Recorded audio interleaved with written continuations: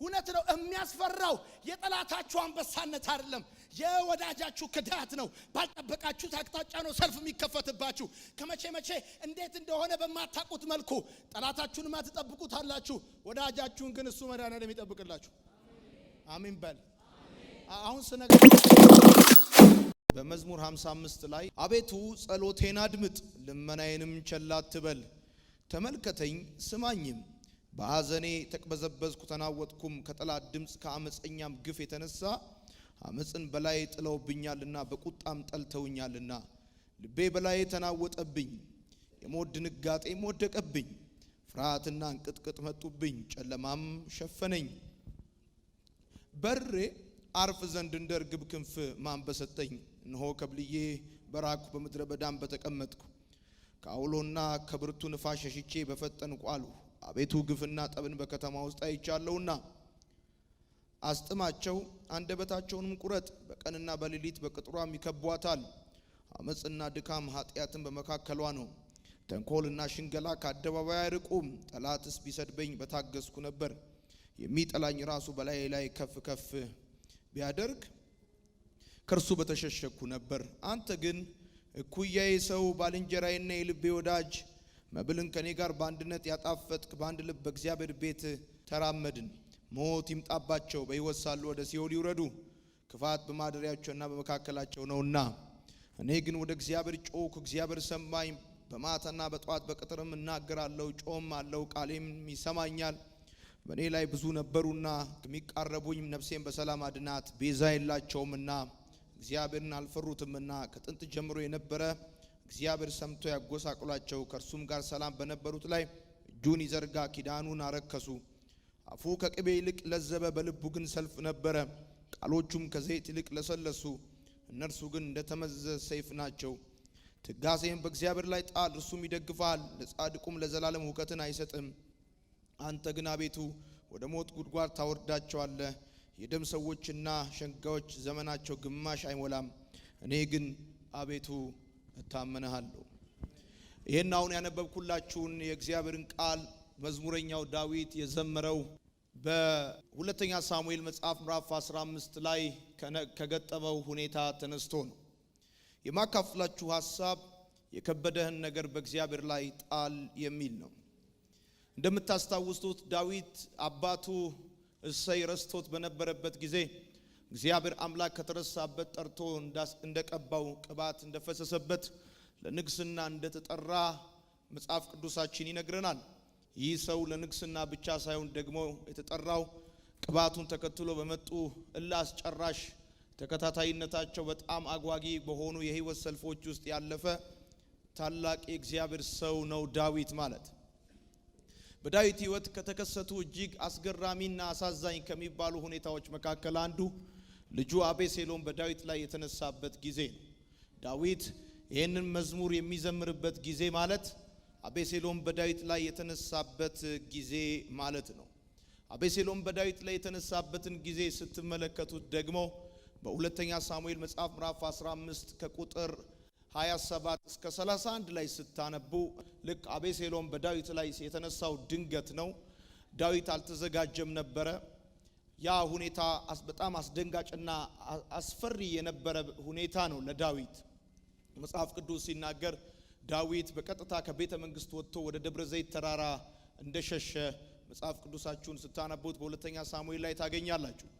ከቤተ መንግስት ወደ ምድረ በዳ ነው የገባው ከክብር ወደ ውርደት ነው ዳዊትን ያወረደው ዳዊት የደብረ ዘይትን ተራራ ይወጣ በነበረ ጊዜ ሶስት መሰረታዊ ሐሳቦችን ታገኛላችሁ የመጀመሪያው ፊቱን ተሸፋፍኖ ፊቱን ተከናንቦ ነበር ሁለተኛ እያለቀሰ ነበር ሶስተኛ ባዶ እግሩን ነበር ባዶ እግሩን የሚለው ቃል የሚያመላክተን ይሄ ሰው ንጉስ ነው ብዙ አማካሪዎችና የጦር ጀነራሎች አሉት የደረሰበት ጥቃት አቤሴሎም በዳዊት ላይ የከፈተበት ውጊያ አንኤክስፔክትድ ነው ሳያስበው ሳይዘጋጅበት እንዴት እንደሆነ ባልገባው መልኩ ነው ድንገት አቤሴሎም በዳዊት ላይ አመጽ ያስነሳውና ሰውየው ጫማውን እንኳን ለማድረግ ድል ጊዜ በማያገኝበት አጣብቂኝ ውስጥ ነው አቤሴሎም ዳዊትን የከተተው ስለዚህ ከአቤሴሎም ለመሸሽ ያለው አማራጭ ዳዊት ባዶ እግሩን ነው ከቤተ መንግስት ወጥቶ የሄደው።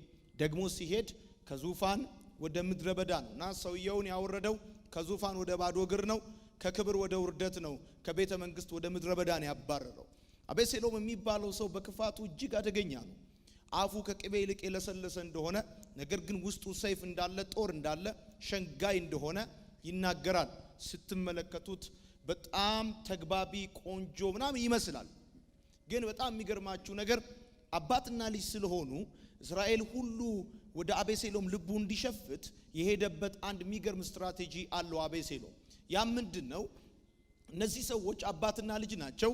አንድ ቀን ተመልሰው ሊገናኙ ይችላሉ፣ ኪዳን ሊያድሱ ይችላሉ፣ ሊስማሙ ይችላሉ ብለው የእስራኤል ሰዎች ስጋት እንዳይገጥማቸው አቤሴሎም ያደረገው አንድ ጉዳይ ነው። የዳዊትን ሚስቶች አወጣና ጎዳና ላይ ህዝብ ሁሉ እያያቸው አደባባይ ላይ ደፈራቸው። የዛን ጊዜ እስራኤል በጠቅላላ አንድ ነገር ገባው። አቤሴሎም አባቱን ከመግደል አባቱን ከማባረርና ከማዋረድ ወደ ኋላ እንደማይመለስ በትክክል አረጋገጠ ማለት ነውና አደገኛ የሆነ አካሄድ ነው አቤሴሎም የሄደበት። በዚህ ጊዜ እንግዲህ ዳዊት የደብረ ዘይትን ተራራ ይሄድ እንደነበር ከቤተ መንግስት ወጥቶ መጽሐፍ ቅዱሳችሁ ይነግራችኋል። እና የደብረ ዘይትን ተራራ በሚወጣበት ጊዜ ሶስት ነገሮች አሉ። የመጀመሪያው ፊቱን ተሸፋፍኖ ነበር ይላል። ፊትን መሸፋፈን ለአንድ ንጉስ የሀፍረትና የውርደት መገለጫ ነው። ምክንያቱም ሌሎች ሰዎችን በኮንፊደንስ ለማየት እንኳን አቅም እስኪያጣ ድረስ፣ በጣም እስኪያፍር ድረስ አንገቱን እንዲደፋ ነበር ያደረገው እና አስደንጋጭ የሆነ ውርደት ነው የተዋረደው። እሱ ብቻ አይደለም፣ ባዶ እግሩን ነው፣ ፊቱን ተሸፋፍኗል፣ ሰው ለማየት እንኳን አፍሯል እና በጣም ትንሽ ነው ያደረገው፣ በጣም ተራ ነው ያደረገው እና በማይሆን ሁኔታ ነው ያዋረደው። እንደምታውቁት አቤሴሎም በጣም ቆንጆ ነው፣ በጣም የሚያምር ነው፣ የንጉስ ልጅ ነው። ግን ያንን አክሰሱን ያንን እድሉን ተጠቅሞ እንዴት የሰዎችን ሁሉ ልብ በሱ ላይ እንዲሸፍቱ እንዳደረገ ስታነቡት በጣም ነው የምትገረሙት። እንደውም ስለሱ ሲናገር እንደዚህ ይላል፣ አፉ ከቅቤ ይልቅ የለዘበ በልቡ ግን ሰልፍ ነበር። ያኔ በሰላሙ ጊዜ የጣፈጠኝ የለሰለሰኝ ቆንጆ መስሎ የታየኝ ሰውዬ በውስጡ ግን ሰልፍ ነበር አለና ቀጥሎ ሲናገር እንደዚህ ይላል፣ ቃሎቹም ከዘይት ይልቅ ለሰለሱ፣ እነርሱ ግን የተመዘዙ ሰይፍ ናቸው አለ። አሁን ነው የገባው እንደዚህ አይነት መሰሪ አደገኛና ክፉ ሰው እንደነበረ ሁኔታዎች ከተገለጡ በኋላ ነው ዳዊት የገባውና በዚህ ጊዜ ይሄ ሰውዬ በጣም አደገኛ ነው። ሚስቶቹን አደባባይ ላይ ደፍሯል። ህዝቡን ሁሉ በዳዊት ላይ አሳምጿል። የህዝቡ ልብ ሁሉ ወደ አቤሴሎም ሸፍቷል። ስለዚህ የነበረው አማራጭ ሁለት ነገር ነው፣ መጋፈጥና መሸሽ። እንዳይጋፈጠው ደግሞ ዳዊት በዛን ወቅት አቤሴሎምን ሊጋፈጥ የሚችልበት አቅም የለውም። ብዙ ሰው ልቡ ሸፍቷል፣ ደንግጠዋል። እስራኤል በጠቅላላ በህፍረት ውስጥ ነው ያለውና ንጉስ በጣም በሚገርማችሁ ሁኔታ ፊቱን ተሸፋፍኖ ባዶ እግሩን ሆኖ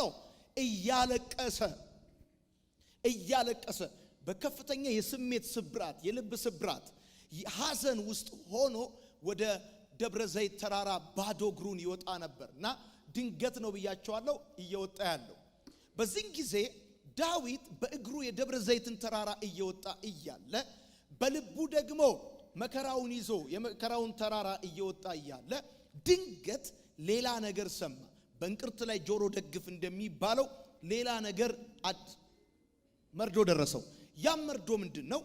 የልጅነቱ ወዳጅ፣ በእግዚአብሔር ቤት በሕዝቡ መካከል አብረው የተመላለሰ የልቡ ሰው፣ በጣም ወዳጁ የሆነ አኪጦፌል የሚባል ሰው ከአቤሴሎም ጋር እንዳሴረ ዳዊት ሰማ። ይሄ የሰማው ነገር በጣም እጅግ አስደንጋጭና አሳዛኝ የሆነ ነገር ነው ዳዊት የሰማው። ምክንያቱም አኪጦፌል የሚባለው ሰውዬ በሁለት ምክንያት ለዳዊት ከፍተኛ የሆነ አደጋ ነው። አንደኛ አኪጦፌል የዳዊት በጣም የቅርብ ወዳጅ ነው፣ የልጅነቱ ወዳጅ ነው። በእግዚአብሔር ቤት በብዙ መንገድ አብረው አሳልፈዋል።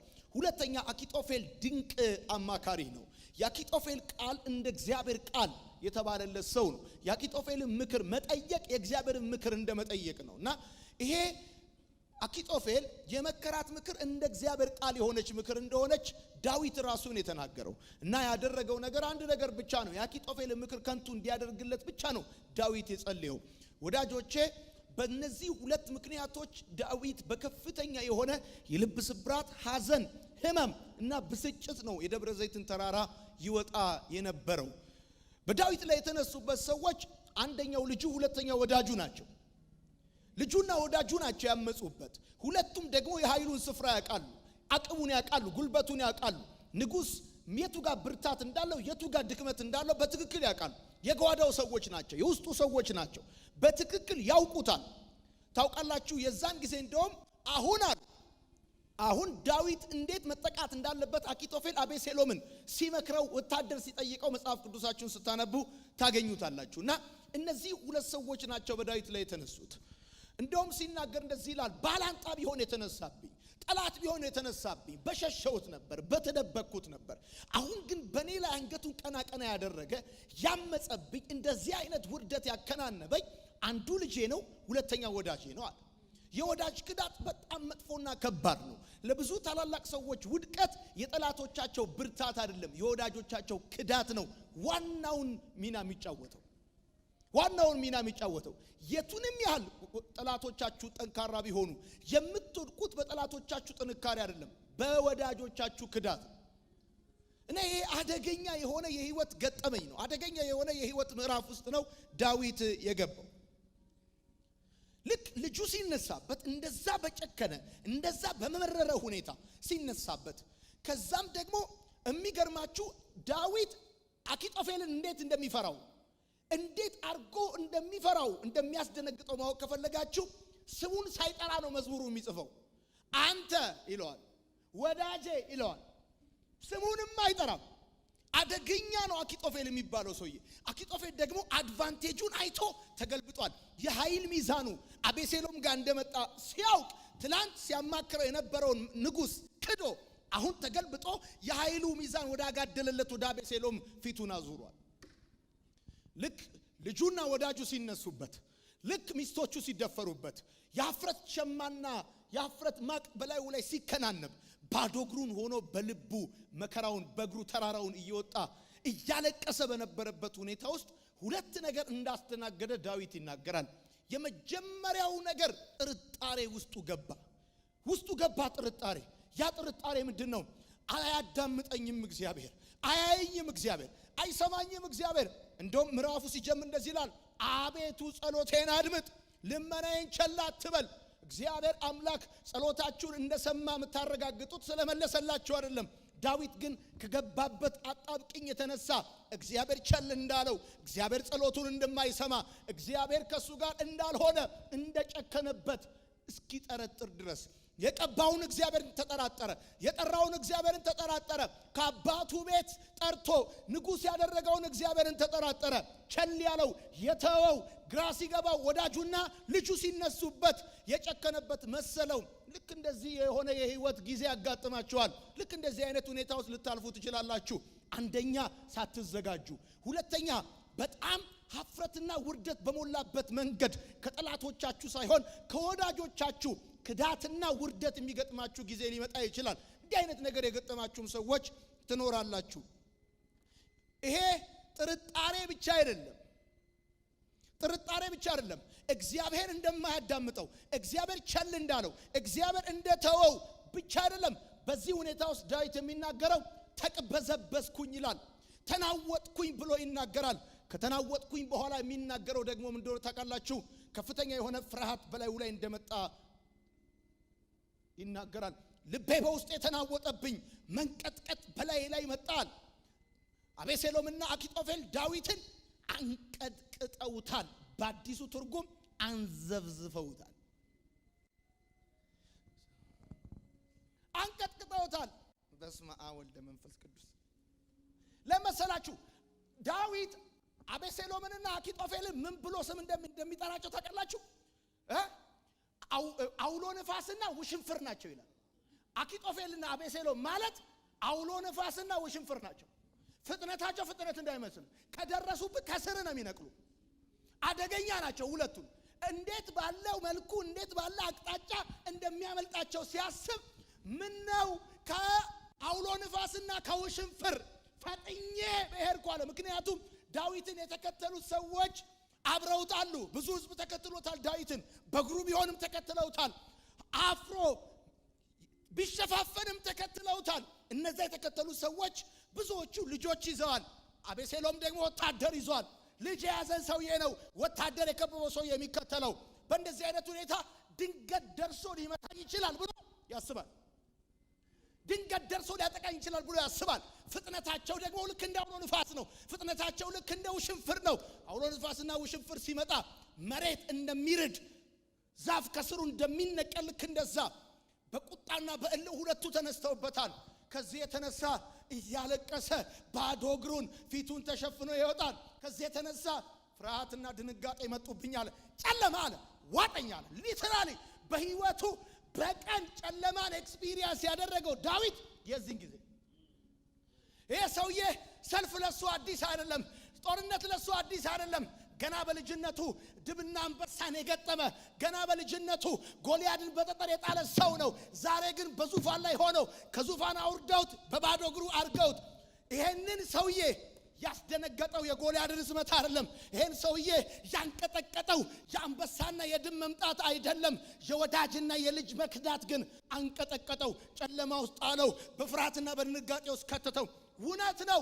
ከጠላታችሁ አንበሳነት ይልቅ የወዳጃችሁ ውሻነት ከነከሳችሁ ይገላችኋል።